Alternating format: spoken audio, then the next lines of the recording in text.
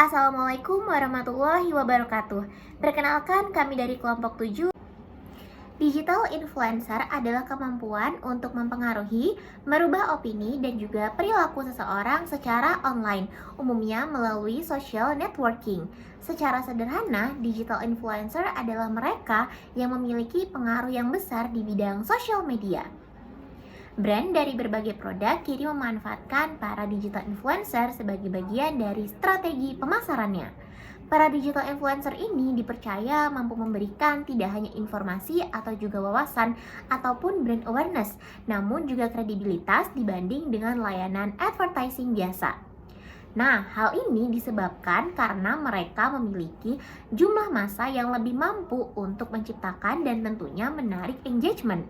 Jumlah follower yang bisa di-like, yang bisa di-retweet, dan juga yang dapat di-komen itu dapat dengan mudah diketahui. Sehingga efektivitas menggunakan digital influencer secara umum dalam pemasaran juga dapat lebih mudah terukur. Pada slide yang kedua ini, saya akan menjelaskan tentang pengaruh utama dari digital influencer. Nah, pengaruh utama dari digital influencer ini adalah untuk membangun dan juga meningkatkan brand awareness. Kontribusi yang diberikan oleh digital influencer dalam menumbuhkan brand awareness suatu brand akan lebih mudah dan juga lebih menonjol dibanding dengan kompetitor lainnya. Digital influencer ini juga mempunyai pengaruh dan juga tujuan tentunya, yaitu menciptakan dan juga meningkatkan brand awareness. Kontribusi yang diberikan oleh seorang digital influencer lebih cepat menumbuhkan brand awareness, dikarenakan di era digital seperti ini, seorang digital influencer akan lebih mudah dan tentunya lebih terlihat, lebih menonjol dibanding dengan kompetitor lainnya. Saya Fadila Briliana dengan NIM 202205305158. Jenis-jenis influencer dibagi menjadi 4 bagian. Yang pertama ada nano influencer, yaitu media sosial dengan jumlah pengikut relatif kecil. Biasanya kisaran antara 1000 hingga 10.000 pengikut. Yang kedua ada micro influencer, yaitu media sosial dengan jumlah pengikut 10.000 hingga 100.000 pengikut. Yang ketiga ada makro influencer, yaitu media sosial dengan jumlah pengikut yang lebih besar, berkisaran antara 100.000 hingga 1 juta pengikut. Yang keempat ada mega influencer, yaitu media sosial yang sangat besar. Jumlahnya bisa mencapai jutaan hingga puluhan juta. Lalu selanjutnya ada bagaimana cara menjadi influencer. Yang pertama, merencanakan konten dan memiliki konten pilar. Jadi para influencer harus membuat konten kreatif yang memberikan dampak positif atau manfaat bagi para pengikutnya. Yang kedua, merapikan konten dan memahami tools editing. Contohnya mengatur pola unggahan menarik di feeds Instagram. Yang ketiga, berinteraksi dengan audiens. Influencer membangun komunikasi dua arah sehingga mereka memberikan kesan atau terkesan dengan influencer tersebut. Yang terakhir, mengetahui demografi atau sasaran audiens.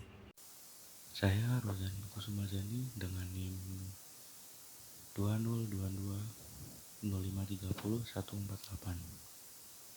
Streamer adalah seorang yang membuat konten video secara langsung atau live melalui platform digital seperti Twitch, YouTube, atau platform lainnya.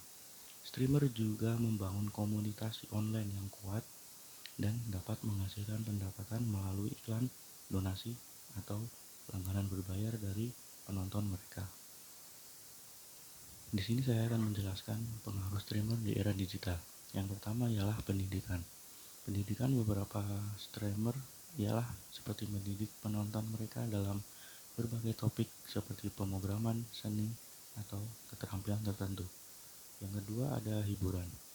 Hiburan streamer menciptakan hiburan yang menarik dan beragam dari permainan video hingga streaming musik, talk show, dan aktivitas sehari-hari. Mereka membangun penggemar yang setia dengan konten mereka. Terus yang kedua ada pemasaran, yaitu seperti promosi produk. Banyak perusahaan yang bekerja sama dengan streamer untuk mempromosikan produk mereka kepada audiens yang relevan. Terus yang terakhir ada komunitas. Streamer seringkali membangun komunitas online yang kuat di sekitar mereka. Ini dapat menciptakan rasa keterlibatan dan hubungan yang mendalam antara penggemar dan streamer. Selanjutnya ialah manfaat menjadi streamer di era digital. Yang pertama adalah bisa merencanakan konten dan memiliki konten pilar. Yang kedua, bisa merapikan konten dan memahami tools editing. Yang ketiga, bisa berinteraksi dengan audiens. Yang terakhir, yang keempat, bisa mengetahui demokrasi atau sasaran audiens. Yang seperti ini saya jelaskan, misal manfaat dan pengaruh pada penonton. Streamer bisa mempengaruhi preferensi, gaya hidup, dan keputusan pembelian penonton mereka. Mereka sering mempromosikan produk atau layanan tertentu dan pengikut mereka dapat terinspirasi untuk mencoba hal-hal tersebut. Terus selanjutnya, penghasilan dan karir streamer. Menjadi seorang streamer yang sukses dapat mengubah hidup mereka untuk menghasilkan pendapatan yang substansial dari iklan, sumbangan, sponsor, ataupun penjualan merchandise. Ini bisa menjadi karir penuh dan dengan waktu yang stabil. Assalamualaikum warahmatullahi wabarakatuh. Perkenalkan, saya Farhan Akbar Andia. Kali ini saya akan membahas tentang emotional labor. Emotional labor adalah tampilan emosi yang diharapkan oleh pekerja, khususnya agen dalam pelayanan selama bertemu dengan penerima layanan.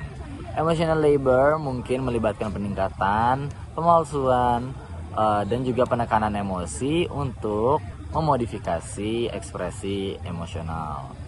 Emotional labor mungkin dapat terjadi pada customer service, polisi, agen debt collector, guru TK, terapis, psikolog, atau konselor.